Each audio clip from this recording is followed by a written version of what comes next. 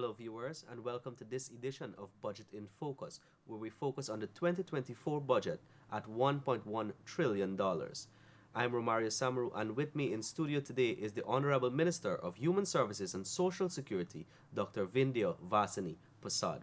And today we will be discussing everything there is about Budget 2024 as it relates to this ministry and what it means for persons, including senior citizens, children, persons with disabilities, trafficking in persons, sexual offenses, and so many more.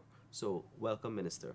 Thank you very much, Romario. And I think with a budget of this size, there is much to offer to the population.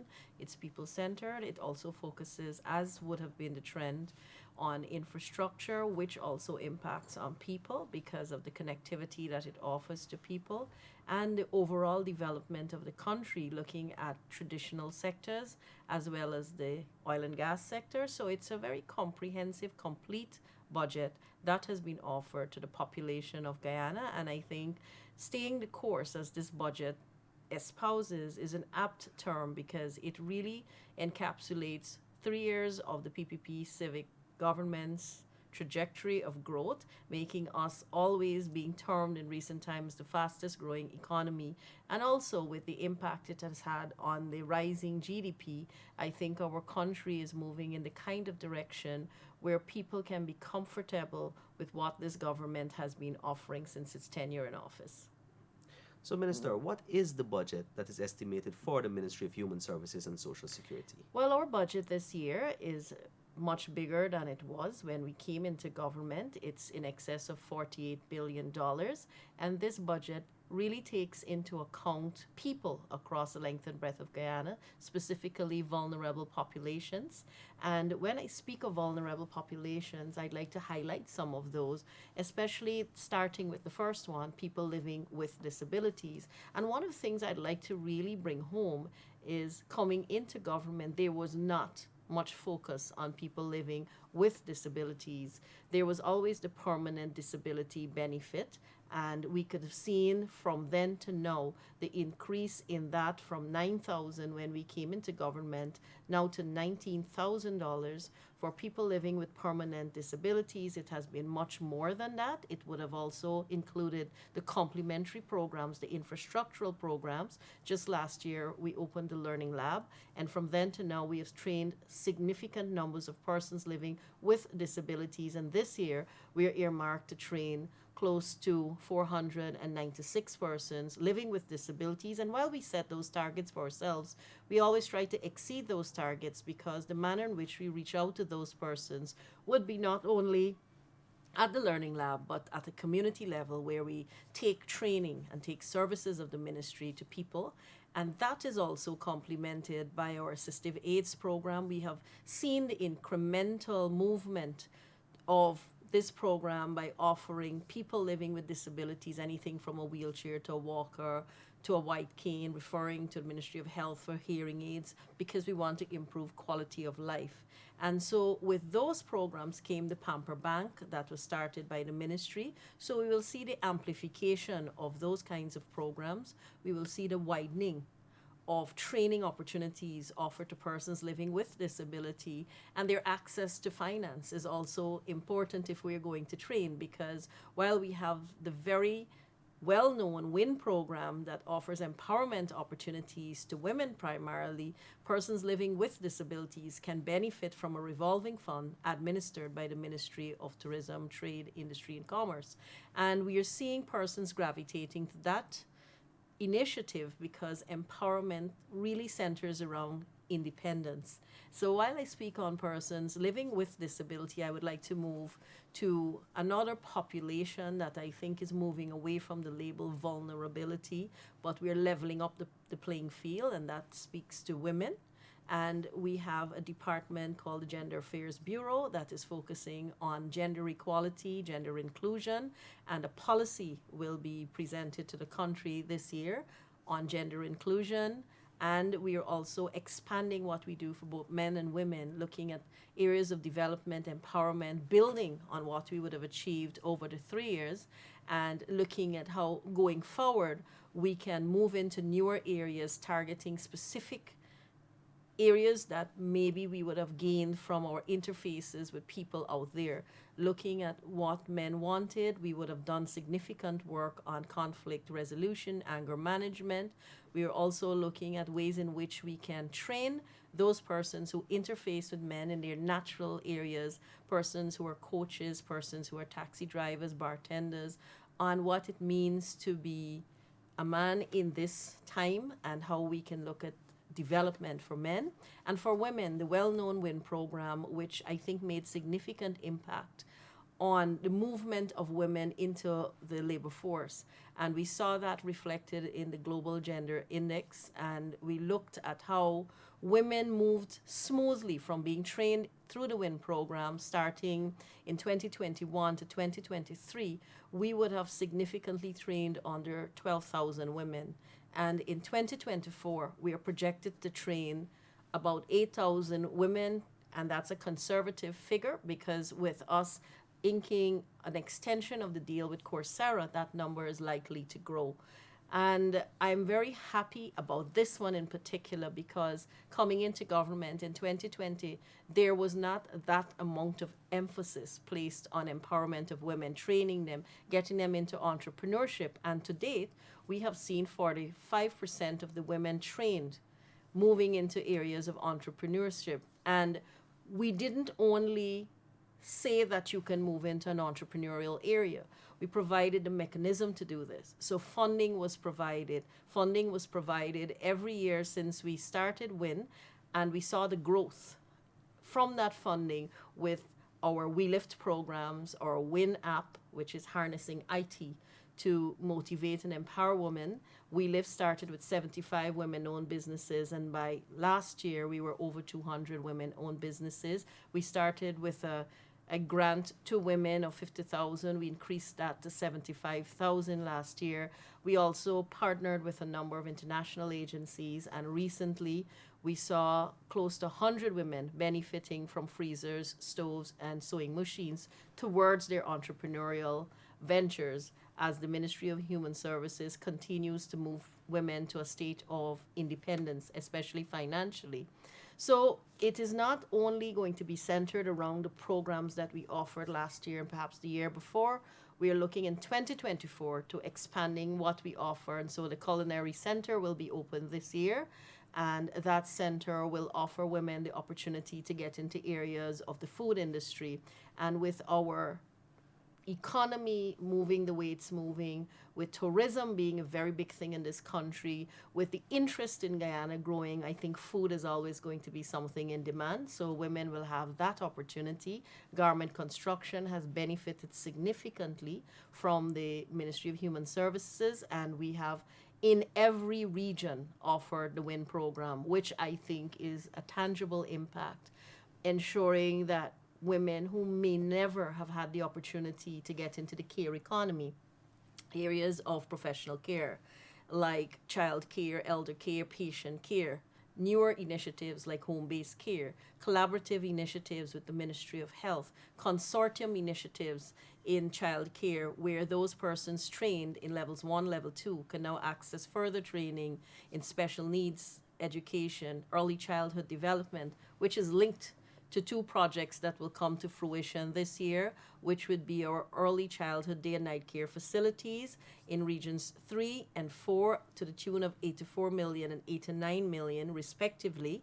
And that is going to add to the landscape, not only as model centers or as inspirational centers, but it is also going to propel the collaboration between the Ministry of Human Services and the private sector so that they can start these places of safety for children, and it can provide employment opportunities for women. And our business incubator has taken off, and we have been able to help over 3,000 women since the inception of the business incubator with everything from financial literacy to creating a business plan, and 3,000 business plans have been created, and we would have seen at least 30% of those persons coming into entrepreneurship, looking at the business incubator for tips on marketing, how to access financing, bringing stakeholders to the woman who would like to start her business, grow it or sustain it.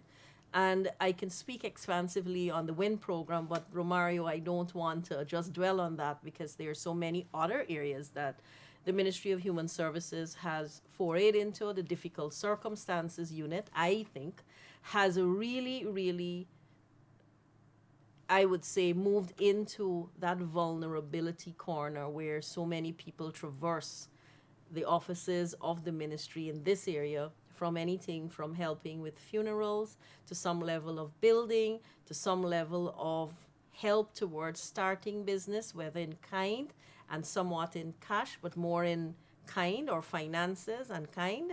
And we've also started the very successful iCare program. And each year from 2021 to 2023, we have maintained our service to remote, rural, hinterland communities, as well as the coastland to an extent. And we have served over 1,000 persons every year. And last year it was to the tune of over $23 million in iCare. And this is tested spectacles going into the communities, taking the entire service arena of the ministry along with the testing option. So people in communities got the full impact of what the ministry offers, the education, the information, the awareness. And then there are other groups, and I want to just maybe share two more before I know you'll want to ask me more on what's coming up in 2024. Trafficking in persons. We have maintained our Tier 1 status all the way to 2023. We'll be working to maintain that in 2024. We have looked at the passage of the Counter and Trafficking in Persons bill, making it an act. We are looking at implementing that act across the country. We're doing significant numbers of training sessions. Thousands again would have benefited from our training sessions, especially persons in law enforcement, immigration, and yes, civil society. We're looking at strengthening our shelter system, and we're also looking at policies and policy frameworks coming out of all the work that we're doing. And this year in 2024, we are also going to see a number of policies and legislation that will be developed and, in the case of the legislation, tabled at Parliament. And those are some of the very, very powerful things coming out of the ministry. And I'll jump to this one before you continue to ask what you would like to hear on 2024, and that is gender-based violence.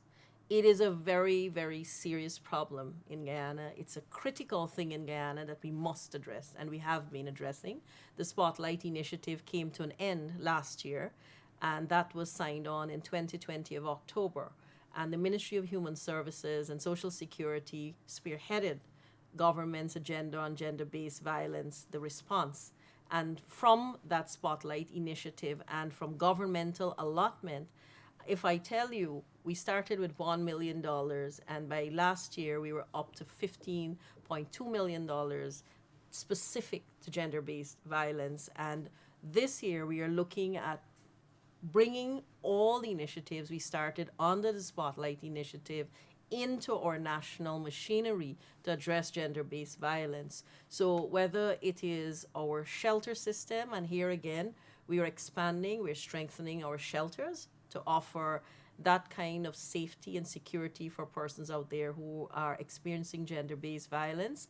We are looking at the 914 being more utilized by people, and here again, thousands of people would have called 914 every year, and we are looking at the response to that, which would, in summary, bring together all the areas of investment in training and finances, the training of over 2,000 police officers through the COP Squad initiative.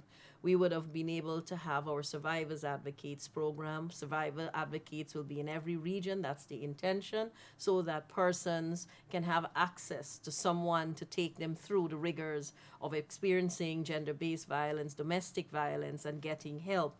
We're looking at how we harnessed IT, and we were able to develop the iMatter app. Now there's a WhatsApp feature on that where people can, within the 24-hour spans, access anybody from a lawyer to a counselor to a survivor's advocate. Those are very big steps that we have made in our movement to tackle gender-based violence. We've also looked at the Safe Voucher, the survival kit as well. And we're moving more to get survivors from the whole terrible experience of gender-based violence into our developmental programs like WIN, our PR campaigns, our awareness campaigns, our in-person campaigns, and the community advocate network training that would have been invested in the last year and a half.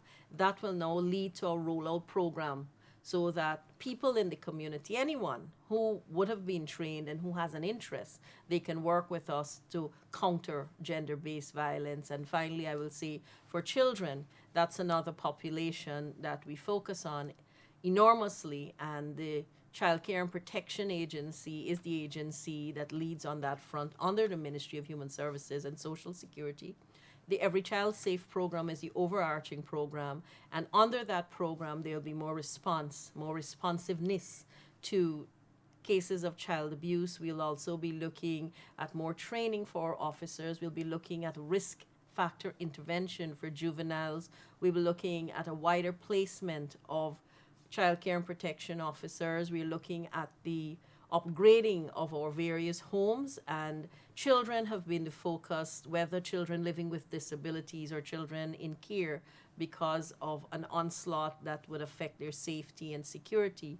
So children living with disabilities, the residential facility will be opened this year, and that is the facility that we are looking at, which would be to the tune of over $36 million. We're also looking at how we can upgrade the existing shelters like the Sophia Care Center. We've already upgraded their dining and kitchen facilities, and our children remain a priority. Their safety and security would be pivotal in anything we do. So our parenting training program will be escalated, amplified across communities. The parenting trainer's book will be out there. The parenting workbook will be out there. There'll be a big step towards resuming international adoptions. The central authority will be set up and will be opening next month, and so that international adoptions can be resumed in Guyana in compliance with the Hague Convention. And that came after, under this government, we were able to amend the current law that deals with adoption to make it compliant or in alignment with the Hague Convention.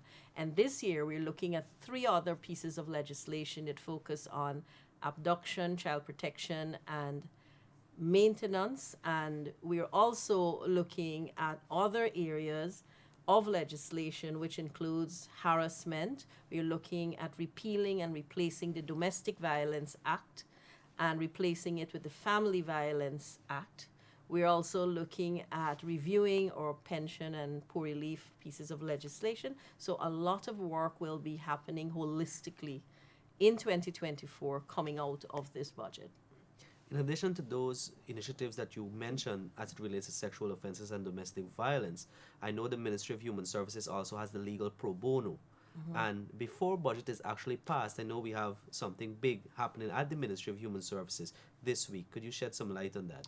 Thank you. And the Legal Pro Bono initiative was a new initiative to complement the subvention, the hefty subvention that government has injected for years, especially started under the PPPC government, into legal aid, which is an NGO, but the demand is there, especially when it relates to gender-based violence. So Legal Pro Bono is an initiative where we are in collaboration with the Guyana Bar Association formally, and 500 free cases could be done per year. But then there came another collaboration that emerged from the Spotlight initiative, where we looked at establishing one place that offers all the services to counter gender-based violence. And so the one-stop model was established through the Spotlight initiative, and we were able to collaborate with the Legal Affairs Ministry and the IDB, and so was born the Hope and Justice Center. I like to say justice came from Legal Affairs and hope came from Human Services, and this alignment will result in tomorrow itself, the Hope and Justice, the first Hope and Justice Center in Guyana being opened in Lusignan in Region 4, and that will lead to the opening of a second one in Region 3. And I believe that these are the only centers that exist in the entire region. In fact, coming out of all the work we would have done, there was a ministerial conference held last year, and Guyana's model on Spotlight was presented as the most outstanding model in the region. And so hope and justice was something that was very fascinating to the ministers, my counterparts, who came from the countries in CARICOM. And a lot of what we have implemented, they would now like to implement in their country. So we gave them a sneak peek, if you like, at the Hope and Justice Center. And I am very, very happy that this is coming to fruition. And I want people to understand that whether it's an attorney you need, whether it's a counselor you need, whether it's the report you have to make in cases of domestic violence, gender-based violence, sexual offenses, a police officer will be there. All of those persons will be in this one space so people can have ease of access. So it's open to anyone, and we will be able to serve very efficiently and effectively through that model. Talking about setting the example, the People's Progressive Party Civic Administration had taken a different approach as it relates to interfacing with the public. They are more open to go into these communities. Specifically, the Ministry of Human Services and Social Security, under your leadership, has taken a dynamic approach to community engagement. Could you shed some light on the rationale behind this engagement method and what is in store for communities in 2024? Well, right away, I will say to you from 2020 to now, that has been the mode we have used to interface with people. And we've coined the phrase taking the ministry services to the people of Guyana, taking that service to communities. And we take literally all the service to communities, whether it's in the hinterland or it would be on the coastland. And I think it has the kind of impact I want, in that it serves the purpose of understanding how the ministry performs in communities. It gives us direct feedback from the persons who utilize our systems. It also gives us an idea of policy direction. When we go into communities, we'd like to know, how can we better serve? How can we directly target an issue or problem that falls within the ambit of human services, social services, and welfare? And how can we, as a ministry, give the services with less red tape and less bureaucracy, if you like. And it also allows us to take very pertinent services like our assistive aid service, in that someone does not have to come to any location in the ministry. They can turn up at these outreaches that we have and have a wheelchair being delivered. They can have anything from a hamper, whatever the issue is. But aside from all of that, the wealth of information that is passed on directly, where people can now have one-on-one interfaces with officers, with me, and with the ministry. Let's say we're dealing with child care and protection. You have presentations, you have questions, and you also have all issues in that community there to be dealt with, so that people can right away have resolution of whatever their issue is within reason.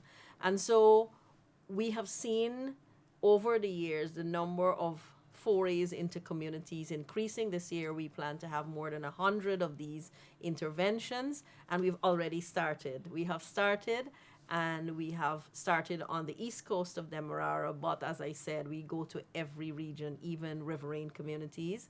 And speaking of riverine communities, I can a little bit preempt what you're going to ask in terms of service delivery. We are doing a lot of direct services to those persons. With this delivery method, there is a method to it. The Ministry of Human Services and Social Security is not just going to random communities, but using data generated from its different services. Could you shed some light on how that data is being used to identify communities in which the ministry is taking its services to? I'm glad you raised that, because I'm a very big fan of data collection, data analysis, and using that to guide policy and also intervention. So data collected is collected in so many ways. 914, how many calls came with a specific issue, for example, with relation to domestic violence or child abuse? Which areas lit up when you had reports coming in for child abuse at police stations or directly at our office? How many people came into the difficult circumstances unit with an issue? So all of that data is utilized to determine where we go and what we do, where we go. It might be so many cases of trafficking in persons that is specific to an area. So we might target that for trafficking in persons. But the beauty of the arrangement is while we use data to guide where we go and what we do, we don't leave out the other services. So while the focus may be X or Y, we are also bringing along the other services so people benefit holistically from information, awareness, and education from the ministry. And by knowing the kind of data, it also helps us to be more preemptive rather than reactionary, in the sense of we have to go and then we collect data and then we will take eons to respond. It's nothing like that. What we're also doing this year to refine what we're doing, we're also going to be collecting more data from people, and that will definitely impact on policy and programming in 2024. So Budget 2024 is going to relieve some of the financial burden that is on a vulnerable person who is seeking assistance from the ministry. And the ministry is not only taking its services to the beneficiary, but they're also digitalizing the way in which we communicate with our members of the public. Could you shed some light on that? Yes. Now, it is important as we move further into 2024, we utilize IT in the finest sense. So the digital architecture that deals with vulnerable populations, specifically pensioners, people living with, who depend on public assistance and permanent disabilities, we are digitizing and upgrading the digital system that exists. Let's take an example. When His Excellency announced the cash grant for children, $100,000, and those children benefited from that exercise, we were able to generate a database, just knowing who were the children across the entire country who had disabilities. We were also able to find the children who may not have been diagnosed and refer those children. So, utilizing all of these things, our databases will be able to guide other things. When people apply for pension or people apply for permanent disability, we are moving in the direction where the application could be online. And so the time span from which the application is made to the provision of the service shortens. We're also looking at how we can have people more gravitate towards using online services, especially newer people who are entering the system. We're looking too, with databases being digitized, you can have more generation of reports. And these generation of reports can be more specific to what is the issue, where is the issue, and then it leads to how can we address the issue. Also, we're looking at other means of service delivery, and we started that, I would say, in the last 3 years, significantly revolutionizing how we deliver services outside of the digital architecture. We're looking at pension payments in the banking system, and that's the big thing I want to focus on. People might say, why do you want to do that? We're dealing with the senior population, but newer pensions who are coming on board, many of them already have bank accounts. What it does, it removes the line. It removes also the frustration of having to wait for a cash grant or in cash vouchers. So the deposits are made directly to the bank. All it requires is the filling up of a form and putting the banking information. We've actually set up a desk and we've separated that out of the regular routine pension book story, if I put it that way. So persons can now walk into the Lamaha Street office, go to the banking desk for pension, and even for permanent disability, because everything we're doing for pension, we will mirror with our permanent disability beneficiaries. And they can request, I would like to transition to the bank, or I'm a new pension, I'd like to head straight to the bank, because they get their pension and any cash grant that the government would provide in the bank account. And speaking of cash grants, we would have had, for pensioners over the 3 years, 3 cash grants. We would have had cash grants in 2021 to 2023, and we would have seen the increase of pension over that time. In 2020, pension was $19,500. In 2024, pension is now $36,000, and that's a jump in a short period of time. which would be exactly going into the fourth year of government. Government has given a commitment towards pension, and I have no doubt in my mind with the line that we are taking with the increases every year that that figure will also go up to that point and maybe even beyond. But we are definitely adhering to that commitment that we have given our pensioners. And aside from the financial benefit, it is looking at now relieving and alleviating pensioners from having to line up only at post offices, the alternate venues, which means pension is paid every day. From the first of the month to the last day of the month, you can go to any place closest to your home to access your encashment of pension, whether it's MoneyGram, Western Union, SurePay, all those places pensioners can use. Then we also added MMG last year. That was a new feature. We're going to accelerate that. Pensioners are wondering, well, if my money goes to my MMG wallet, can I drain my wallet? Yes, you can with one swipe. So those are some of the things we want pensioners to utilize so that they move away, especially the newer pensioners, move away from the books, and it makes life less onerous for them. When you go out into the hinterland communities, we've started a direct delivery system where every community is visited by our team, whether it's a cash grant or the books, and that is taken there. We've also really started from 2020 onwards the shut-in delivery system, and more persons who are bedridden or blind, they're opting for that shut-in delivery system. But I really want to hammer home that the banking system is a very good place to be because you don't have to go anywhere. Your money and your grants, if and when they happen, all of that goes into your bank. And similarly, for people living with permanent disabilities, that will happen. An increase this year is $19,000. But what I want to speak on, Romario, would be the increase in the numbers of people who would have been accessing pension and public assistance. In 2020, we had literally half the number of pensioners that we have now. We are catering for 76,000 pensioners. And in 2020, we had just about 38 or less than that pensioners that we were serving. And so we have seen under this government, we are increasing the numbers of pensioners. And that is a very important thing because the law provides once you're 65, you can have access to pension that is not means tested, which is technically money to pensioners without knowing what their circumstances are. So I think that's a significant jump in just 3 years. If we looked at the permanent disability and the public assistance beneficiaries, again, not only did we see the numbers climbing in terms of the financial benefit, we saw the numbers of persons who are benefiting climb significantly.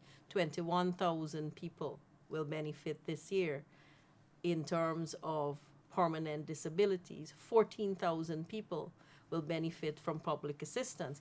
But what I believe is also important to mention is that these people will benefit in every region. Because if we look back at where people were benefiting when it came to public assistance and permanent disabilities, it was definitely not all the regions of Guyana. And so those are some of the improvements we're seeing, some of the advances we've seen. And when we also look at the specific programs of permanent disability, pension, public assistance, the add-on, the complementary programs to it. We look at the assistive aids, so people living with disabilities and all the other things I mentioned. And then we also look at the WIN program that has come on, the BIT program that has been expanded. You have the gold scholarships. All of these things are gearing people to be more independent. So it is also not really pushing them more to assistance only. Yes, you have assistance. It's temporary assistance as provided for by the law, but you're also getting all of these other programs so that you can cater for your forward thinking projection when it comes to what you want to achieve in life and not necessarily only be dependent on public assistance. Just like the steep jump in numbers of pensioners moving from approximately 38,000 in 2020 to over 76,000 in 2024, the budget allocation for pensioners and the cash, that their monthly encashment has increased by 75%. That's a significant jump. Exactly.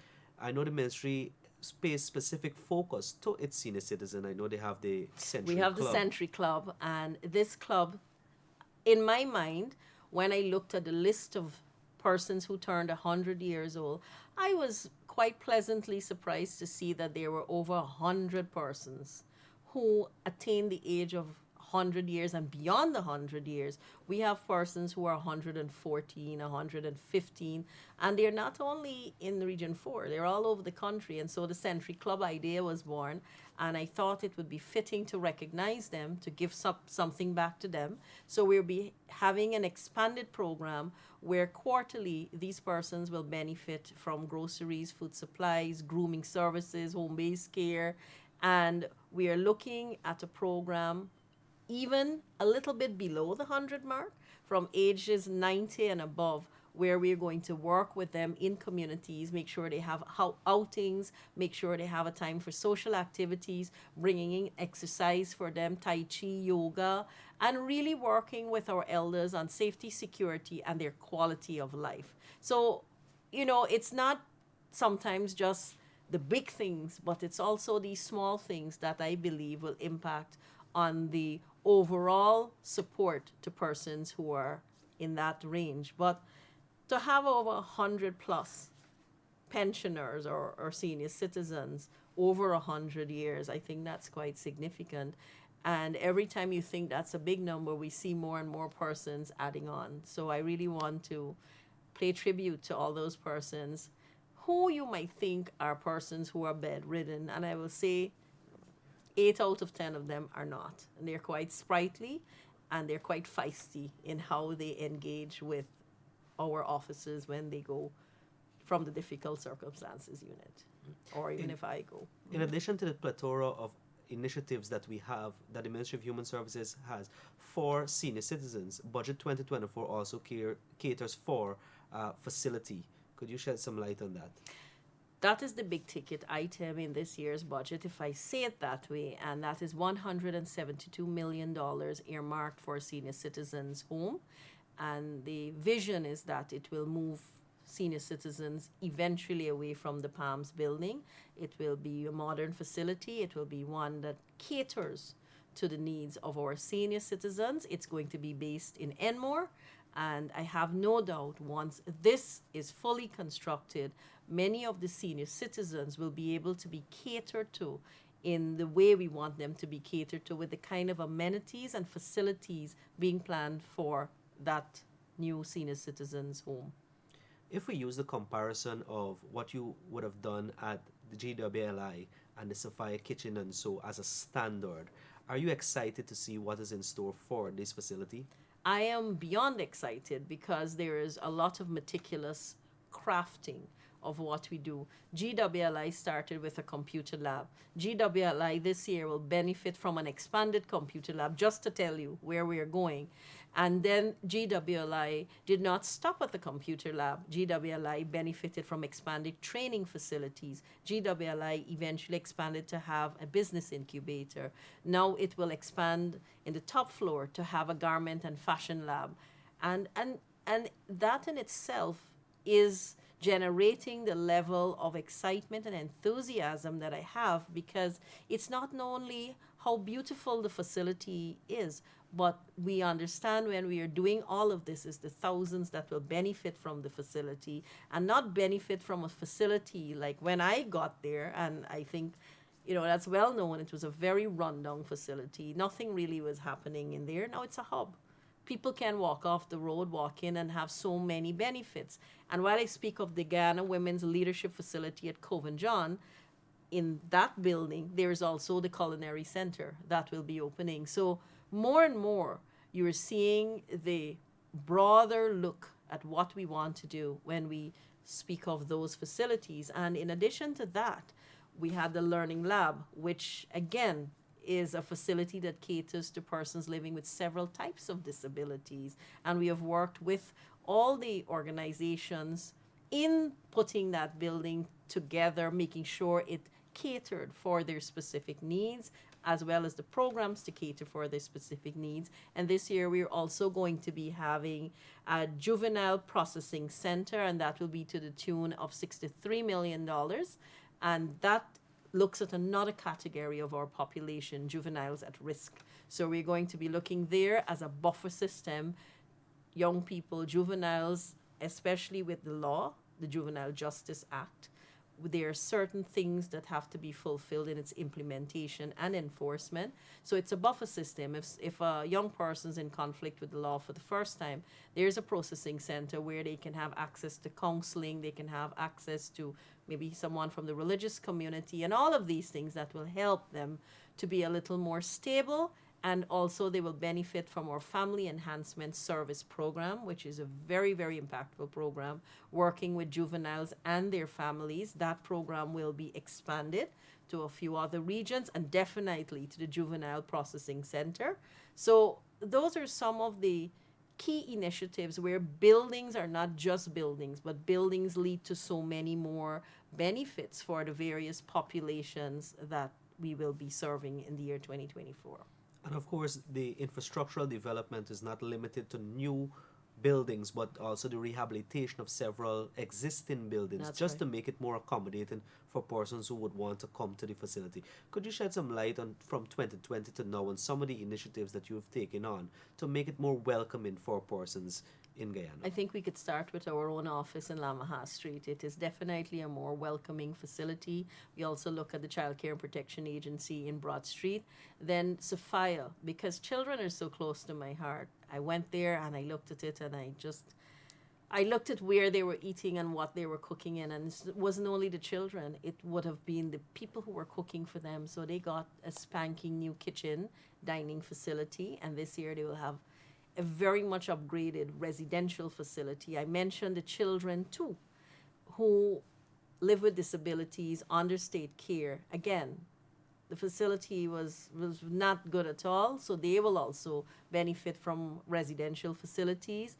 Again, we looked at the Mahaika complex, where it is really expanding into an area that caters holistically for persons living with disabilities. There will be new residential facilities that will come on stream there, and those residential facilities will be to the tune of $96 million, catering very much in a modern world for people living with disabilities.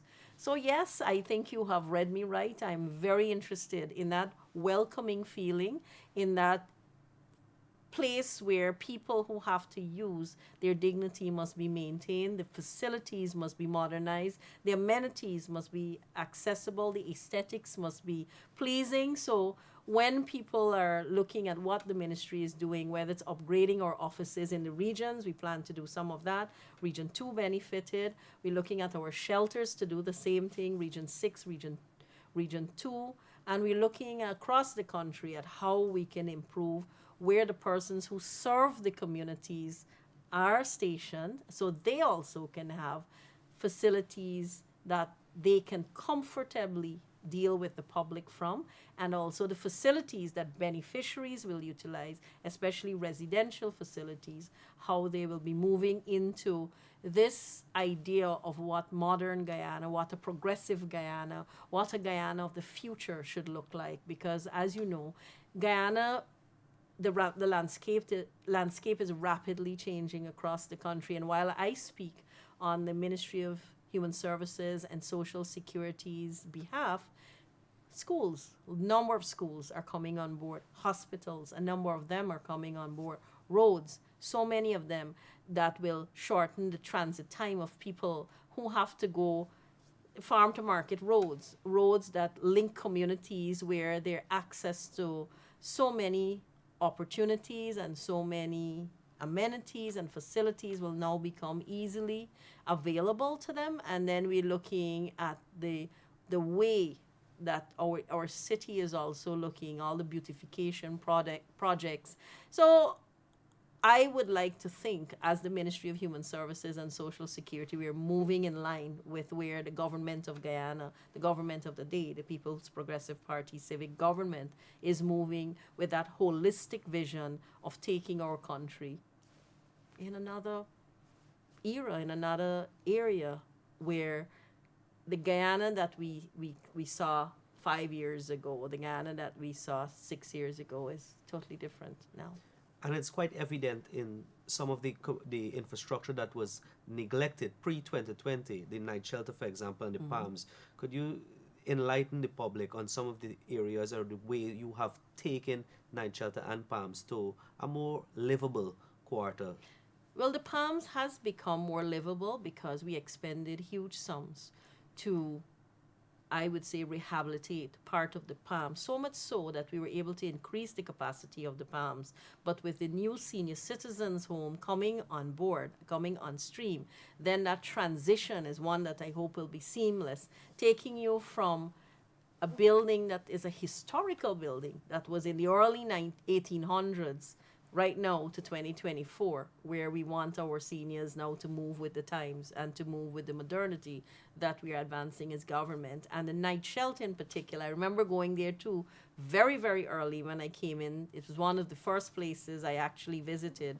And I looked at it and I said, well, people are homeless, and this ministry deals with the homeless. We actually have a team dedicated to picking people up off the street. And we have been doing that all the time and placing them at the night shelter. The idea of the night shelter was a PPP civic idea and initiative when PPP came into government in the 90s. But very little would have been done in the last few years before we came back into government. I looked at the conditions under which people had to live and sleep. And so all of that was refurbished. So all the dorms are refurbished. The place looks different. And also I looked at the kitchen and dining facilities because people are there. And I maintain, and I'm repeating this again, the dignity of people. And so this year we're going to have brand new kitchen and dining facilities for people who live at the night shelter. And it's not just housing people. It's providing excellent medical care for them. People benefit from surgeries, life-saving surgeries, and surgeries that improve their quality of life. Persons who may have had difficulty with sight can now see because of surgeries, whether it's cataract surgery, maybe they might have had a tumor. There were so many of those stories coming out of the night shelter. We're also looking at how people who are at the night shelter can access programs like BIT and WIN. And so it is really trying to move people off the streets into a situation that is not only livable, but it's so much better for them in terms of the entire quality of life. And here, I know this is not what you asked me, but I'd like to appeal to people. Don't dump anybody on the street and don't push people out on the streets.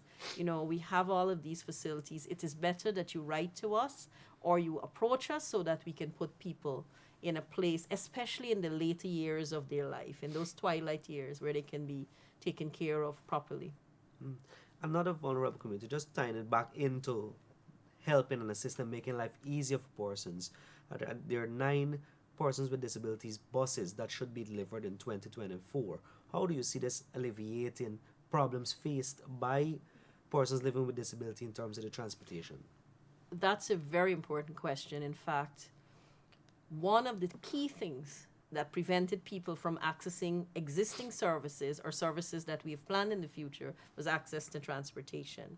And whether we speak of the special needs education program where children have to go to school, whether we speak of the learning lab where people have to go for technical vocational skills, transportation makes this possible because it takes that burden off of the person, or it takes that responsibility or eases that responsibility from a caregiver where a child is concerned, and they can spend their income in other ways because those resources would have been catered for by government.